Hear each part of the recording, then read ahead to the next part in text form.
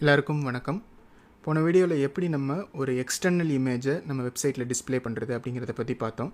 இப்போ இந்த வீடியோவில் என்ன பண்ண போகிறோம் அப்படின்னா, இப்போ நம்ம இமேஜ் வந்து ரொம்ப பெருசாக இருக்குது இல்லையா, எப்படி வந்து நம்ம கரெக்டாக ஒரு இமேஜுக்கு இவ்வளோ சைஸ் தான் வரணும் அப்படிங்கிறத நம்ம எப்படி தெரியப்படுத்தலாம் HTML அப்படிங்கிறத பற்றி இந்த வீடியோவில் பார்க்க போகிறோம். இப்போ பார்த்தீங்கன்னா நான் மறுபடியும் நம்மளுடைய லோக்கல் ஃபைலில் இருக்க அந்த HTML இமேஜை நான் கொடுத்துருக்கேன், எக்ஸ்டர்னல் இமேஜை நான் கொடுக்கல.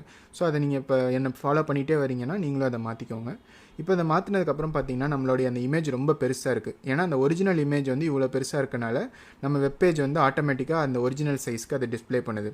நம்மளுக்கு வெப்சைட்லாம் வந்தால் இப்படி இருக்க வேணாம் இல்லையா, நம்மளுக்கு கரெக்டாக எவ்வளோ சைஸ் வேணும் அப்படின்னு கொடுக்குறோமோ அதுக்கு ஏற்ற மாதிரி நம்மளுக்கு வந்தால் தான் வெப்சைட் பார்க்குறதுக்கு நல்லாயிருக்கும், யூஸ் பண்ணுறதுக்கும் ரொம்பவே ஈஸியாக இருக்கும். இப்போ ஒரு இமேஜோட ஹைட் அண்ட் வித்தை நம்ம மாற்றுறதுக்கு நம்மளுக்கு இந்த இமேஜில் பார்த்தீங்கன்னா இந்த இமேஜ் எலிமெண்ட் இருக்குது இல்லையா, இதில் நம்ம சோர்ஸ் அண்ட் ஆல்டர்னேட் டெக்ஸ்ட் அப்படின்னு இந்த 2 ஆப்ஷன் கொடுத்துருக்கோம் இல்லையா, அது இல்லாமல் நம்மளுக்கு வித் அண்ட் ஹைட் அப்படின்னு இன்னும் 2 ஆப்ஷன் இருக்குது. அந்த ஆப்ஷன்ஸுக்கு பேர்லாம் ஆட்ரிபியூட்ஸ் அப்படின்னு சொல்லுவாங்க HTML. இதெல்லாம் வந்து சோர்ஸ் ஆட்ரிபியூட், ஆல்டர்னேட் ஆட்ரிபியூட் அந்த மாதிரி சொல்லுவாங்க. இப்போ அதோட நீங்கள் சேர்த்து எக்ஸ்ட்ராவாக வித் அண்ட் ஹைட்டை நீங்கள் கொடுக்கலாம். இப்போது நம்ம ஃபஸ்ட்டு வித்தை கொடுக்கலாம். இப்போ நான் வித் அப்படின்னு கொடுத்துட்டு அதே மாதிரியே நம்ம சோர்ஸ் அண்ட் ஆல்டர்னேட் எழுதியிருக்க மாதிரியே ஈக்குவல் டு கொடுத்து ஒரு டபுள் கோட்ஸை போட்டுக்கணும். இப்போ நீங்கள் இது உள்ளார என்ன பண்ணலாம் அப்படின்னா, எவ்வளோ வித்து இருக்க மாதிரி உங்களுக்கு இந்த இமேஜ் வேணும் அப்படிங்கிறத நீங்கள் தெரியப்படுத்தலாம்.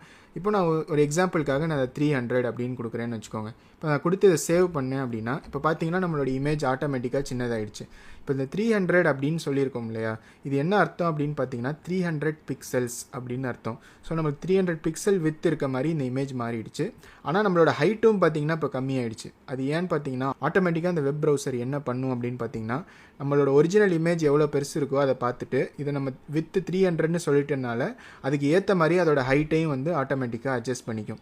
இல்லை எனக்கு கரெக்டாக நான் கொடுக்குற ஹைட் தான் வேணும் அப்படின்னு நீங்கள் நினச்சிங்கன்னா அதையும் நீங்கள் வந்து இங்கே தெரியப்படுத்தலாம். இப்போ உதாரணத்துக்கு இந்த வித்துக்கு அப்புறம் நீங்கள் ஹைட் அப்படின்னு கொடுத்து ஈக்குவல் டு அப்படின்னு கொடுத்துட்டு எவ்வளோ ஹைட் வேணும் அப்படின்னு நினைக்கிறீங்களோ அதை நீங்கள் கொடுக்கலாம். இப்போ உதாரணத்துக்கு நான் 500 அப்படின்னு கொடுக்குறேன்னு வச்சுக்கோங்க. இப்போ நான் அதை சேவ் பண்ணேன்னா இப்போ பார்த்தீங்கன்னா நம்மளோட இமேஜ் இன்னும் கொஞ்சம் ஹைட்டாக இன்க்ரீஸ் ஆகிடுச்சு.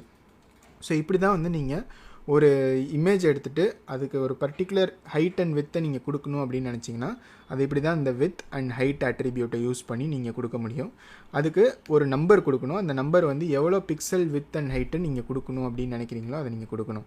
இப்போ உதாரணத்துக்கு இதோட கொஞ்சம் பெருசாக வேணும் அப்படின்னு நீங்கள் நினச்சிங்கன்னா இந்த வித்தை நீங்கள் இன்க்ரீஸ் பண்ணிக்கலாம். இப்போ நீங்கள் 400 அப்படின்னு கொடுத்து சேவ் பண்ணிங்கன்னா உங்களோட வித் வந்து இப்போ மறுபடியும் இன்க்ரீஸ் ஆகிடுச்சு.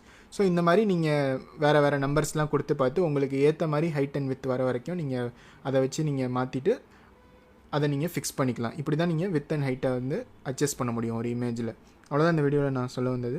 இதில் ஏதாவது உங்களுக்கு சந்தேகங்கள் இருந்தால் மறக்காமல் கமெண்ட்டில் கேளுங்க, உங்களுக்கு நான் ஆன்சர் பண்ணுறேன். மறக்காமல் இந்த வீடியோக்கு லைக் பண்ணிடுங்க, சேனலுக்கும் சப்ஸ்கிரைப் பண்ணிடுங்க. இதே மாதிரி ஒரு புது கான்செப்டோட நெக்ஸ்ட் வீடியோவில் உங்களை பார்க்குறேன். பை.